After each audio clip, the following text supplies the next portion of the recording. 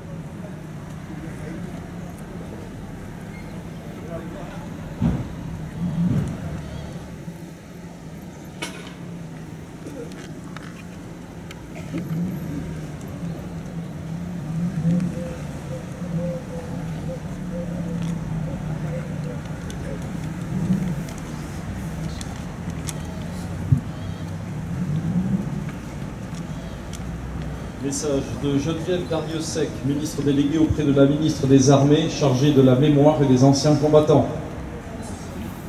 La guerre a eu lieu, si tragique et terrifiante. Rien ne fut plus comme avant. Rassemblés et fraternels, nous ne l'oublions pas. La guerre a lieu, si proche et dramatique. Le visage de l'Europe en est changé. Rassemblés et fraternels, nous le savons.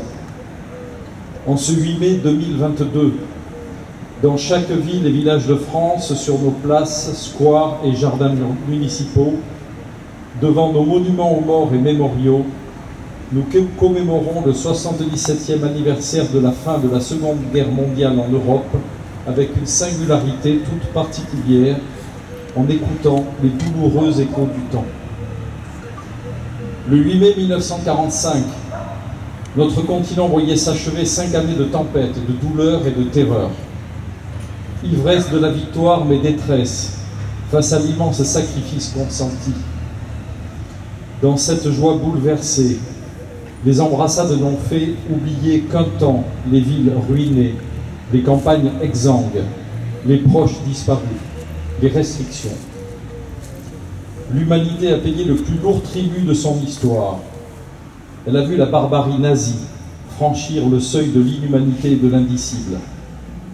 Elle a découvert, stupéfaite et horrifiée, qu'elle pouvait s'anéantir elle-même.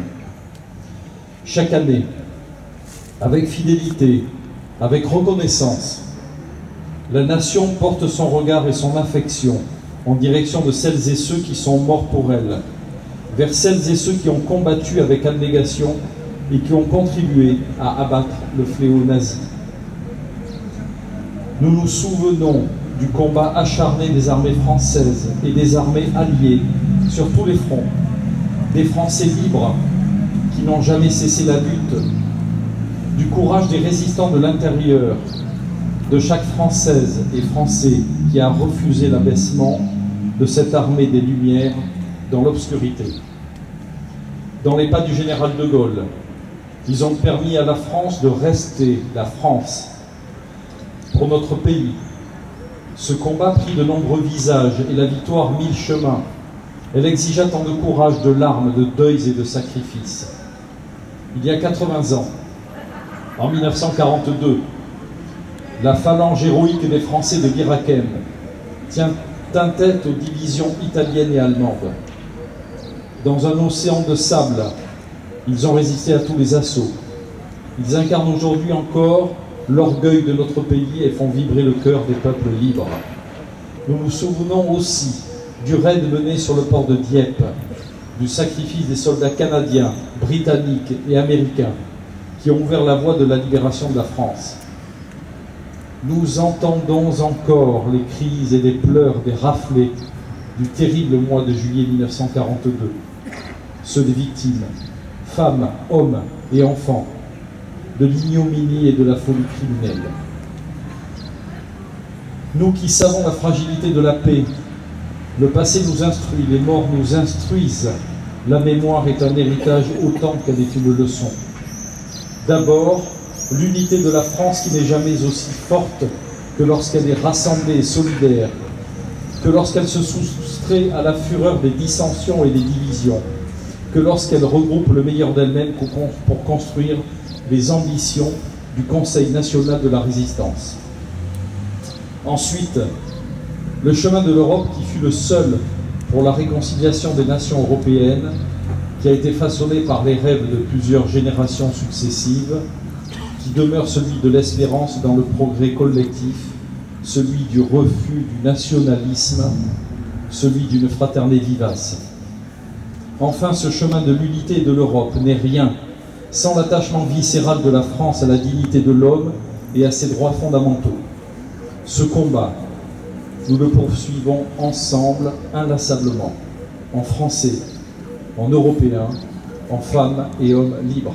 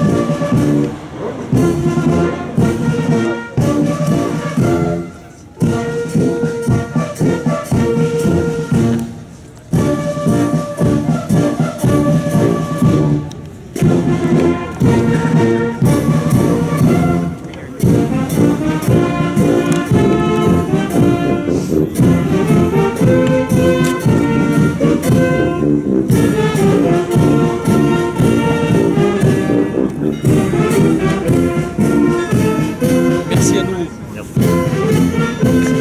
Merci à vous. Merci à vous. Merci. Merci. Merci.